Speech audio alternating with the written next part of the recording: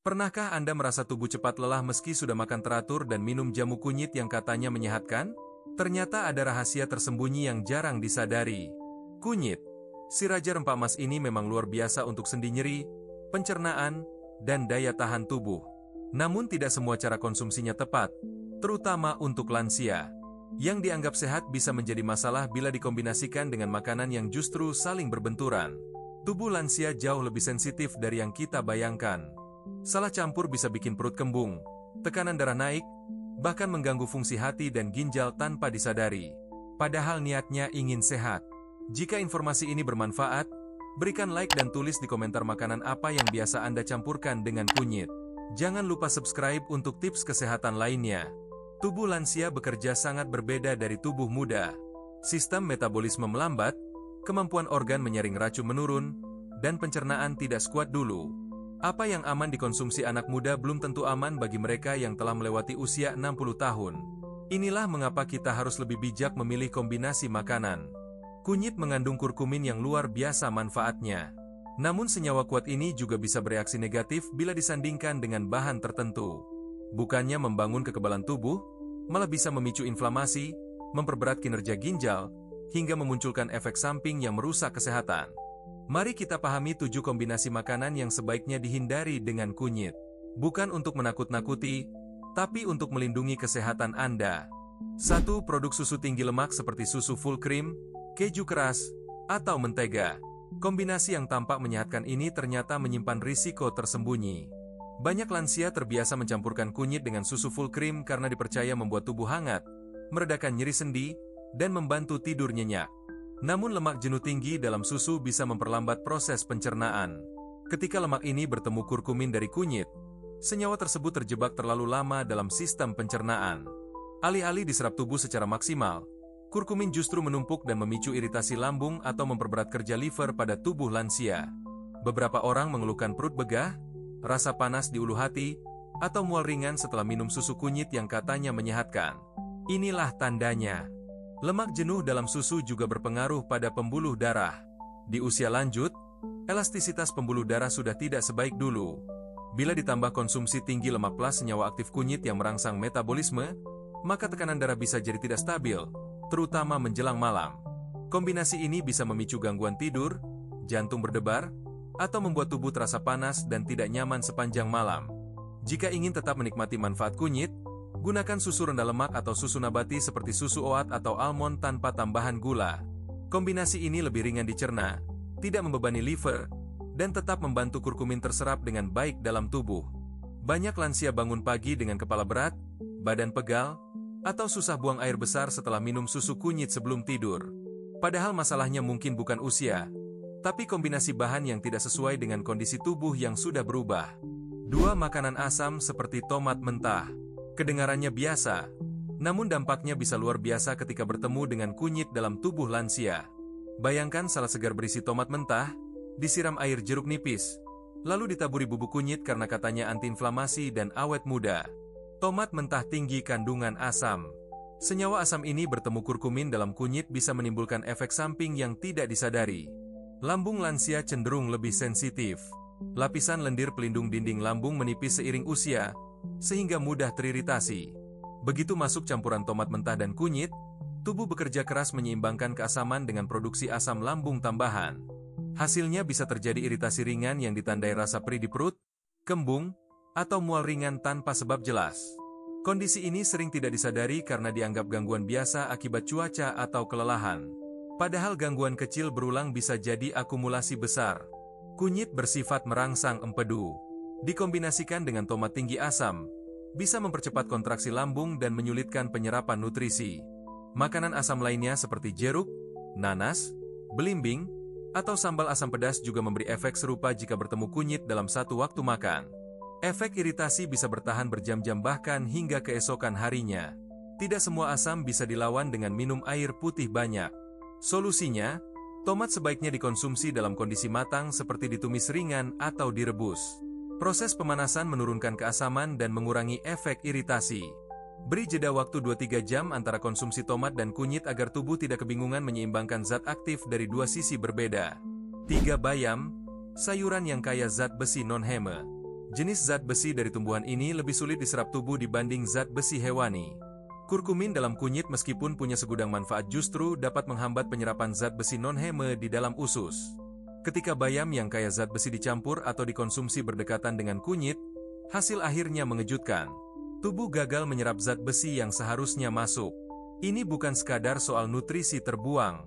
Dalam tubuh lansia, kekurangan zat besi bisa memperburuk kelelahan kronis dan menurunkan konsentrasi. Jantung terpaksa bekerja lebih keras memompa oksigen dengan darah yang kualitasnya menurun. Terlebih jika lansia punya riwayat anemia ringan. Bisa jadi penyebab sering pusing tanpa sebab jelas ada di pola makan yang tampak sehat tapi salah padanan. Gejala kekurangan zat besi pada lansia sering disalahartikan sebagai tanda penuaan alami. Padahal mungkin masalahnya ada pada kombinasi makanan. Tubuh lansia sudah cukup berjuang mempertahankan kadar hemoglobin yang stabil.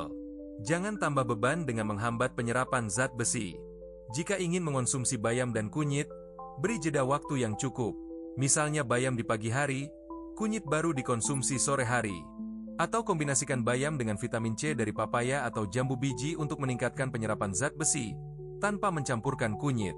Ingat, tubuh perlu waktu untuk menyerap setiap nutrisi dengan maksimal, bukan dipaksa memproses semuanya sekaligus. Kelelahan yang berkepanjangan pada lansia sering berakar dari masalah penyerapan nutrisi yang terganggu, bukan semata karena faktor usia. 4. Daging merah, favorit banyak keluarga karena proteinnya tinggi dan mengandung zat besi heme yang mudah diserap tubuh. Namun konsumsi daging merah, terutama yang digoreng atau dibakar, sudah cukup memberi beban pada ginjal dan jantung lansia. Tambahkan kunyit ke dalamnya dan tubuh bisa kewalahan menangani dua zat aktif dengan sifat sangat berbeda. Kurkumin yang merangsang detoksifikasi dan protein hewani yang menuntut energi besar untuk dicerna bisa saling bertabrakan. Jangan lupa tekan like dan subscribe ya. Kombinasi ini bisa menyebabkan respon inflamasi ringan. Tubuh terasa berat, sulit tidur nyenyak, sendi kaku di pagi hari. Bahkan muncul rasa panas dalam yang sering disalahartikan sebagai efek cuaca. Padahal reaksi tubuh berasal dari makanan yang dikira aman. Tubuh tidak bisa memilih mana yang harus diproses lebih dulu. Sistem metabolisme bekerja keras, sementara hasil akhirnya tidak sebanding. Gangguan penyerapan nutrisi, naiknya tekanan darah tiba-tiba, atau rasa lesu sepanjang hari bisa jadi sinyal tubuh sedang meminta perhatian. Jika ingin makan daging merah, hindari memasaknya dengan kunyit. Lebih baik diberi rempah netral seperti bawang putih atau daun salam. Konsumsi daging merah dan kunyit sebaiknya dipisah dalam waktu makan yang berbeda dengan jeda beberapa jam. Tubuh lansia butuh pendekatan yang lebih lembut dalam mengolah protein hewani tanpa tambahan beban dari senyawa stimulan lainnya. Prioritaskan kualitas protein daripada kuantitas, dan pastikan tidak membebani sistem pencernaan dengan kombinasi yang rumit. 5. Madu yang dicampur dengan air panas. Banyak lansia menjadikan ini ritual sebelum tidur untuk badan hangat dan tidur nyenyak. Madu mengandung enzim, vitamin, antioksidan, dan senyawa aktif alami yang bekerja secara sinergis. Namun ada satu hal penting yang sering diabaikan. Saat madu terkena suhu tinggi, terutama di atas 40 derajat Celcius, struktur alaminya berubah. Alih-alih memberi manfaat, malah memicu reaksi oksidatif. Madu yang dicampur air terlalu panas bisa memicu reaksi oksidatif ringan dalam tubuh, apalagi jika dicampur kunyit yang juga punya efek stimulan. Bagi usia 60, 70, atau 80 tahun, kemampuan tubuh menangani perubahan kimia kecil sudah jauh berkurang. Liver dan ginjal harus bekerja lebih ekstra menyaring zat aktif yang tak lagi utuh. Bukannya rileks, beberapa orang justru jantung berdebar. Badan terasa panas dari dalam atau sulit tidur meski minum jamu sebelum beristirahat. Efek ini tidak selalu drastis tapi bisa mengganggu jangka panjang. Ritual minum madu panas dan kunyit tiap malam dalam jangka panjang bisa mengganggu keseimbangan sistem saraf dan memperberat kerja organ ekskresi.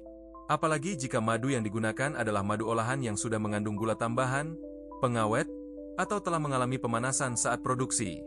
Biarkan air hangat mendingin sebentar sebelum mencampurkan madu. Idealnya, suhu air berada di kisaran suam-suam kuku sekitar 30-40 derajat Celcius. Suhu ini cukup aman mempertahankan kandungan baik dalam madu dan tetap membuat kunyit larut sempurna tanpa reaksi kimia yang tidak stabil. Cukup 1 sendok teh madu dan seujung sendok kunyit bubuk dalam 150 ml air. Jangan tambahkan bahan lain secara sembarangan. 6. Nasi goreng dan makanan berminyak tinggi. Aroma nasi goreng yang mengepul seringkali jadi pemicu semangat, apalagi dengan tambahan kunyit untuk warna emas. Namun kombinasi nasi goreng kaya minyak dengan kunyit ternyata bukan pasangan bersahabat bagi tubuh yang sudah menua. Kurkumin larut dalam lemak. Ketika bertemu minyak goreng, terutama yang sudah dipakai berulang atau jenuh, reaksi yang terjadi bukan memperkuat manfaat. Kurkumin bisa ikut teroksidasi bersama senyawa dari minyak panas. Alih-alih jadi antioksidan, dia berubah menjadi prooksidan ringan. Efeknya memicu inflamasi rendah dalam tubuh, terutama pada hati dan pembuluh darah. Tubuh lansia tidak mampu menangani stres oksidatif dengan mudah. Konsumsi nasi goreng yang ditambahkan kunyit bisa meningkatkan risiko gangguan metabolik ringan, apalagi dengan tambahan sosis atau kerupuk asin.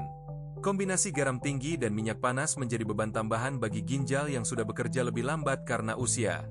Alternatifnya, nasi bisa diolah dikukus, ditumis ringan tanpa minyak berlebih, atau dicampur rempah netral seperti jahe atau daun salam. Jika ingin tetap menggunakan kunyit, pastikan tidak dikombinasikan langsung dengan makanan berminyak atau digoreng dengan minyak tinggi jenuh. Tubuh lansia butuh asupan sederhana tapi murni. Kombinasi rempah dan makanan tinggi minyak ibarat memberi tubuh tantangan yang tak perlu. Memberi jeda beberapa jam antara konsumsi makanan berminyak dan kunyit sudah cukup membuat tubuh memprosesnya lebih baik. Kesehatan bukan tentang menghindari semua makanan enak, tapi tentang tahu kapan dan bagaimana mengonsumsinya dengan benar. 7. Makanan tinggi garam seperti ikan asin, tahu asin, atau sambal garam. Lansia yang rutin mengonsumsi ini bersama kunyit bisa alami kenaikan tekanan darah. Kurkumin memiliki efek mempercepat peredaran darah. Ketika bertemu kadar natrium tinggi dari makanan asin, pembuluh darah bisa mengalami ketegangan. Akibatnya kepala terasa berat, jantung berdebar, atau kaki mudah bengkak. Tanda-tanda awal bahwa ginjal dan sistem kardiovaskular mulai keberatan. Makanan tinggi garam memiliki efek menahan cairan dalam tubuh. Pada lansia yang elastisitas pembuluh darahnya berkurang, kelebihan cairan berbahaya. Bisa berujung pada pembengkakan atau tekanan darah tinggi kronis. Ditambah kunyit yang bekerja sebagai stimulan sirkulasi, tubuh kehilangan kontrol. Kunyit bukan penyihir yang bisa menetralkan makanan tidak sehat. Dia bekerja optimal bila didukung lingkungan tubuh yang stabil. Bukan saat dipaksa bekerja membersihkan tumpukan garam, minyak, dan zat pengawet dari makanan olahan yang dikonsumsi bersamaan. Jika ingin makan makanan asin, waktunya dikontrol, porsinya diperhatikan, dan jangan disandingkan dengan kunyit dalam satu waktu makan. Memberi jeda beberapa jam sudah cukup untuk membuat tubuh memprosesnya lebih baik tanpa memberikan beban berlebihan. Tubuh lansia seperti mesin yang sudah berjasa puluhan tahun. Ia tetap bisa bekerja, tapi harus diajak kerja sama dengan bijak. Jangan bebani dengan tugas berat karena kita tak paham apa yang saling bertabrakan di dalam tubuh saat mengonsumsi kombinasi yang salah. Atur jeda waktu konsumsi, perhatikan suhu terutama untuk madu, dan hindari makanan asin serta tinggi minyak berdekatan dengan kunyit. Cobalah olah kunyit dalam bentuk sederhana seperti rebusan air kunyit dengan jahe, atau campurkan ke masakan kukus seperti pepes tahu. Semua pembahasan ini bukan tentang membuat hidup terasa terbatas, tapi justru membebaskan dari risiko yang tak perlu. Kunyit tetap bisa jadi sahabat setia di usia senja, asal diajak bersanding dengan cara yang tepat sesuai kondisi tubuh. Kesehatan bukan soal pantangan, tapi soal pemahaman dan pengaturan yang dimulai dari satu langkah kecil. Bagikan pengalaman Anda di komentar, like video ini jika bermanfaat, dan share ke keluarga yang membutuhkan. Subscribe channel Sehat dalam 2 minggu untuk tips kesehatan harian. Tahu apa yang sedang kita campur di piring adalah kunci hidup sehat tanpa drama. Sampai jumpa di video selanjutnya. Tetap jaga kesehatan dengan bijak.